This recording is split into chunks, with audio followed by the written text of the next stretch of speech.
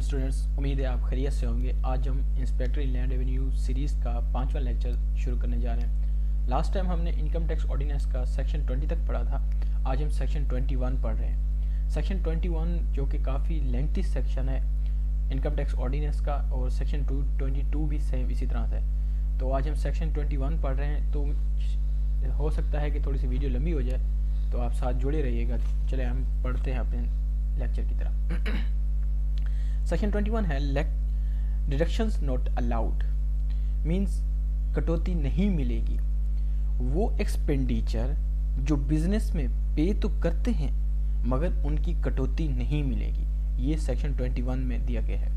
सबसे पहला है इसका ये है कि मुनाफे पर जो टैक्स होता है वो लिखने की इजाज़त नहीं है, मीन्स के उस पर कटौती नहीं मिलेगी, क्योंकि मुनाफा हमेशा खर्च निकालने के बाद लिखा जाता है।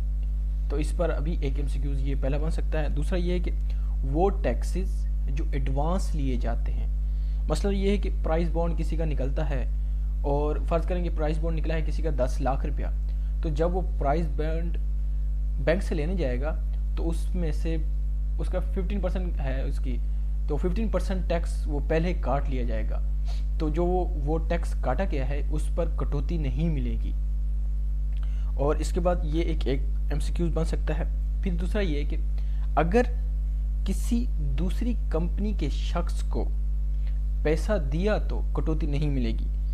मसलन ये है कि एक नॉन रेजिडेंट पर्सन था कंपनी का, वो आया है आपके कंपनी में, कोई काम करके गया है, कोई मशीनरी लगा के दे के गया है, आपके कोई वर्कर को वो ट्रेन करके गया है, उसकी कटौती नहीं मिलेगी अगर आपने उससे कोई रकम दी और उस रकम का टैक्स नहीं काटा।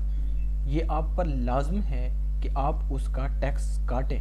टैक्स काटने के बाद ही नॉन रेजिडेंट पर्सन को पेमेंट देनी चाहिए। और इसमें एक सेक्शन के जिक्र किए गए हैं, सेक्शन 149 टू 158 और सेक्शन 223 के तहत वो कटौती निकाली जाएगी जो कि नॉन रेजिडेंट पर्सन को आप जो भी रकम देते हैं। ये एक एमसीक्यूज बन सकता है। और उसके बाद है कि इंटरटेनमेंट एक्सपेंडिचर अगर लिमिट से ज़्यादा बढ़ जाए, मतलब कि एक टैक्स अथॉरिटी ने एक लिमिट बना दी है कि आप इस लिमिट तक इंटरटेनमेंट एक्सपेंडिचर कर सकते हैं, अगर वो उससे ज़्यादा रकम बन गई तो वो कटौती में नहीं मिलेगी।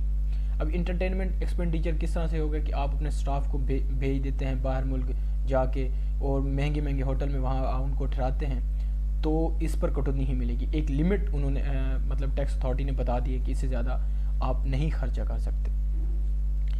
और ये है कि अनरिकॉग्नाइज्ड और अनअप्रूव्ड फंड में अगर कोई कंट्रीब्यूशन करता है जो कि एफबीआर से अप्रूव्ड नहीं है तो उस पर भी कटौती नहीं मिलेगी। ये भी एक एमसीक्यूज बन सकता है। कोई पेनल्टी या फाइन अगर किसी पर लगी हो तो कटौती नहीं मिल सकती। अब ये पेनल्टी फाइन ये मतलब ये है कि जैसे इलेक्ट्रिसिटी बिल किसी का हो और उसने वो लेट डेट पे किया हो, तो जो उस पर वो उसका जो पेनल्टी था उस पेनल्टी पर उसको कटौती नहीं मिलेगी। ज़ाती खर्चा पर भी कटौती नहीं मिलेगी। जितनी रकम मुनाफे की, मतलब एक मुनाफा हुआ है आपको और उसमें से कुछ रकम आपने रिज़र्व रख ली, मतलब उसको सेव कर लिया, तो जो आपने रकम सेव की है उस पर भी कटौती नहीं मिलेगी। एसोसिएशन के मेंबर को जितना सैलरी या मुआवजा दिया जाता है उसकी भी कटौती नहीं मिलेगी, क्योंकि एसोसिएशन और मेंबर के एसोसिएशन के मेंबर को जो भी रकम दी जाती है वो ऐसे ही समझा जाता है कि वो उसके मुनाफे में से उसको रकम दी जा रही है। परक्विजिट जो सहूलतें कोई कंपनी मुलाजमीन को देती है, अगर उसकी रकम सैलरी से 50% ज़्यादा हो तो कटौती नहीं मिलेगी। मतलब ये है कि एक बंदे की सैलरी 50,000 है तो उसके साथ उसका 25,000 मज़ीद उसका जब भी मतलब टैक्स निकाला जाएगा 25% उसका परक्विजिट शामिल किया जाएगा। इससे ज़्यादा वो चाहे उसके फर्ज करें 50,000 उसकी सैलरी है तो वो उसको लाख रुपए का और परक्विजिट दे रहे हैं, تو وہ ایسا نہیں ہوگا. صرف لاکھ میں سے صرف 25,000 کٹوتی ملے گی, لیکن 75,000 کی کٹوتی نہیں ملے گی.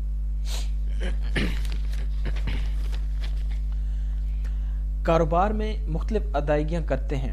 کوئی بھی خرچہ جو 2.5 لاکھ سے زیادہ ہو, اگر وہ کیش میں کیا گیا ہو تو اس پر کٹوتی نہیں ملے گی. یہ لازم ہے کہ جب بھی 2.5 لاکھ سے اوپر 2.5 لاکھ سے اوپر جب مطلب خرچہ کیا جائے تو اس کی پیمنٹ کراس چیک کے ذریعے دیا جائے. کراس چیک لازمن ہے, مطلب کہ بینکنگ چینل کا یوز کرنا لازمن ہے اگر آپ کو کٹوتی چاہیے تو. ملازمین کو تنخواہیں اگر 25,000 سے زیادہ ایک ملازم کی تنخواہ ہو, تو اگر وہ تنخواہ اس کو ایک بینکنگ چینل کے ذریعے سے نہ دی گئی ہو تو اس کی بھی کٹوتی نہیں ملے گی. اور یہ ہے کہ ایسے کیپٹل ایکسپینڈیچر جو کاروبار کو بڑھانے کے لیے ہوتے ہیں, اس کی کٹوتی بھی نہیں ملے گی. ہاں, اس کا یہ ہے کہ سیکشن 22 میں ہے ڈپریسیشن ہے, وہ مل سکتا ہے اس کا. اور ایسا خرچہ جو سیل پروموشن کے لیے کرے اس پر کٹوتی نہیں ملے گی. مینز یہ ہے کہ اس پر ایک ایف بی آر مطلب فیڈرل بورڈ آف ریونیو کی طرف سے ایک بتا دیا گیا ہے کہ آپ صرف اتنی خرچہ کر سکتے ہیں اپنے سیل پروموشن پر, وہ کٹوتی ملے گی. وہ یہ ہے کہ جتنی سیل ہو اس کا 10% خرچ کر سکتے ہیں, اگر اس سے زیادہ خرچ کیا تو اس کی کٹوتی نہیں ملے گی. یوٹیلٹی بلز اگر لمٹ سے زیادہ آئے تو کٹوتی نہیں ملے گی. مطلب یہ ہے کہ ریونیو نے ایک لمٹ بتا دی ہے کہ آپ اتنے تک یوٹیلٹی بلز کا آپ اخراجات کر سکتے ہیں, یا یعنی کہ اتنی یوٹیلٹی بلز تک آپ کو کٹوتی ملے گی. اگر اس سے زیادہ آئی تو کٹوتی نہیں ملے گی. تو میری نظر میں تو سیکشن 21 کے یہی اہم مطلب کہ ایم سی کیوز بن رہے تھے. امید ہے کہ آپ کو میری ویڈیو پسند آئی ہے. اگر آپ کو میری ویڈیو پسند آئے تو کائنڈلی اس کو چینل کو سبسکرائب کر دیجیے گا, اور انشاءاللہ جلد ہی نیکسٹ لیکچر کے ساتھ حاضر ہوتا ہوں. خدا حافظ.